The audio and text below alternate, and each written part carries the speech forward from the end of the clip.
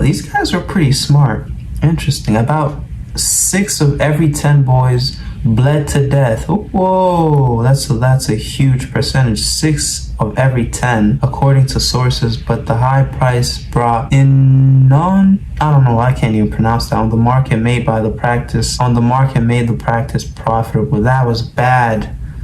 Supposed to have ended in 1962 when slavery was finally outlawed in places like Saudi Arabia. This, of course, at least does balls not mean only, that the bro. trade has actually stopped. Don't cut the wheelie. It is still going on today. It's impossible to know exactly how many slaves the Arabs took from sub-Saharan Africa on the east coast, but one historian produced Arabs, bro, that was bad. That was bad. I cock and balls. No, again, we can't know. I'm against that so much. Years that this was happening. Castration. The point is that slavery was ubiquitous. No matter where on earth you travelled, you found slaves. In Europe, in China, in the Middle East, in the New World, in India, in Scandinavia, Chinese slaves. in Africa. I never heard about that a lot. Slavery was as common an institution as animal husbandry. The only thing that separated the Christian nations of Western Europe from anyone else on Earth was the efficiency with which they could transport taken slaves. And it should come as no surprise that this was made possible by advances in technology that the rest of the world simply didn't have.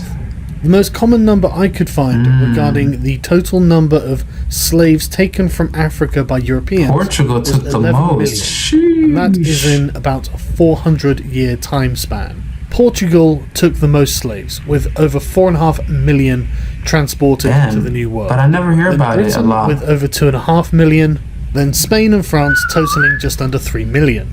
And just so no one is under any illusions, the transatlantic slave trade must have been close to hell on earth. Slaves were taken from Africa, packed into conditions so...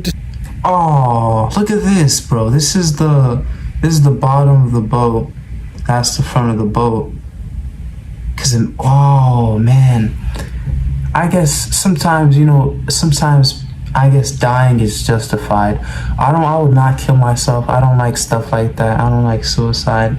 But when you're in this position, they're gonna these guys don't know they're gonna castrate them yet, but if I have the knowledge that they're gonna cut off my balls, I like, come on, man. I jump off. Really, like, that's if you get the chance to jump off. Man, that's pretty harsh. They couldn't even do separate boats. But that doesn't matter. You're going to be a slave and you're going to go get beaten all the time. So why do they have to treat you right? Man, blame your people for selling you. I wouldn't sell my kind. Disgraceful and disgusting.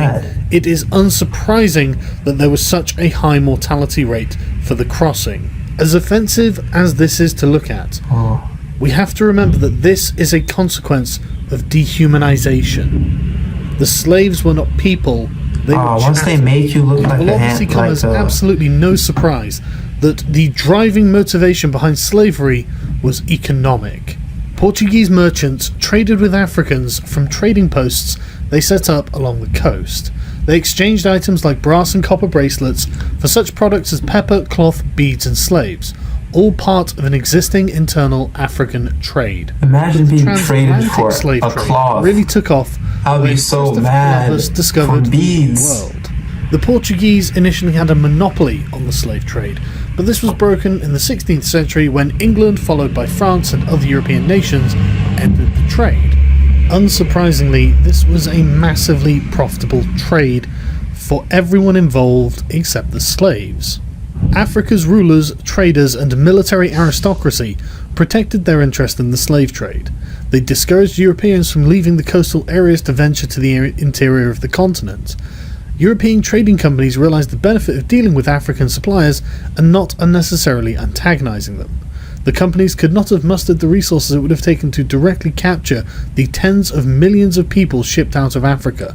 It was far more sensible and safer to give Africans guns to fight in the many wars that yielded captives for trade. The slave trading network stretched deep into Africa's interior. Slave trade. I know those slaves were mad. You get traded for a gun. A gun. You get traded for that. Oh man, I'd cry too, bro. I'm getting traded for a gun to shoot people, like just that, and I'm getting like that cost my life. A gun nowadays, you could find one for what? Let's see, 200? Okay, you can find one for like 135. You can find a gun for 130, 200. So around, let's see, average 250. Your life as a slave. That's a lot of money. That's actually, let's go lower. If they're trading slaves for beads and cloth, your life is worth less than your life is worth less than $10.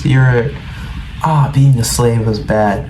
You're not even a human anymore. Because I love animals. I won't say anything bad about animals, but like once someone thinks of you as an animal, because if an animal gets aggressive, you have to beat it so it doesn't bite you, and so it can obey its master. So if you look at someone as like that, as done, you can do anything, even kill them and not feel that bad because it's an animal at the end of the day and you can replace it. Trading firms were aware of their dependency on African suppliers, and these African suppliers were making insane amounts of money. For example, the King of Benin was making £250 a year. £250,000 a year. Let me see, how much is that in American money? Let me search this up. That's 300,000. That's 300,000 US dollars, and he made that per year. That's pretty good. I'm not gonna lie. That's pretty good. 300,000.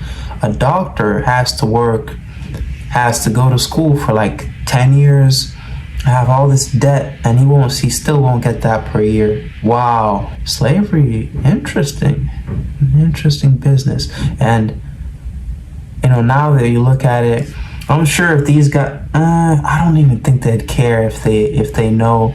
If you brought back this guy, King Tegbesu, if you brought him back nowadays and show him like, yo, look, this is what selling slaves does, he'd be like, yo, I made money, I don't care.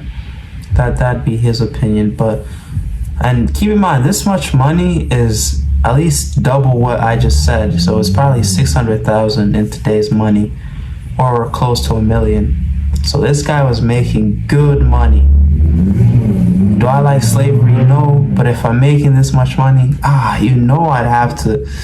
I don't know. I don't want to sell my own people, but this money is evil, bro. Yeah, money selling is evil. people into That's all I'll slavery in say. 1750. And his successor said in the 1840s that he would do anything the British wanted him to do, apart from giving up the slave trade. Quote, "The slave trade is the ruling principle of my people. It is the source and the glory of their wealth. The mother lulls the child to sleep with notes of triumph over an enemy reduced to slavery. With an industry so..." And bro, this stuff is so... I have so much to say, and I'll say it. We all have enemies, and if you hate your enemy that much, you're gonna sell them to slavery. It won't feel bad, it'll feel good. You get revenge. They go get beaten up in another country. They're working for somebody else. They're gonna get treated like a dog. They're dogs once you do that to them, once you sell them. And your enemy won't ever get revenge on you. Doesn't that sound like a sweet victory for you? Yeah, these guys were evil. Like, you're actually evil. I wouldn't wish slavery on my worst enemy. I don't think I would. Would I? I don't know. But I'll tell you more about this though once the video keeps going. To so many people involved, and so widespread as to be common to almost every nation on Earth. Why would the British want King Gezo to give up the slave trade? Well, we need to turn back the clock to 1066 and the Battle of Hastings, when a French-speaking Duke of Viking descent called William the Bastard defeated King Harold Godwinson. Oh, this guy, I heard about it. William the Bastard was refashioned as William the Conqueror and took the crown of England. And one of the first things he did as King of England was to have the entire country inventoried. This record was known as the Domesday Book, and we still have it. Thanks to this hard work, we know that around 1086, 10% of the recorded population of England were slaves.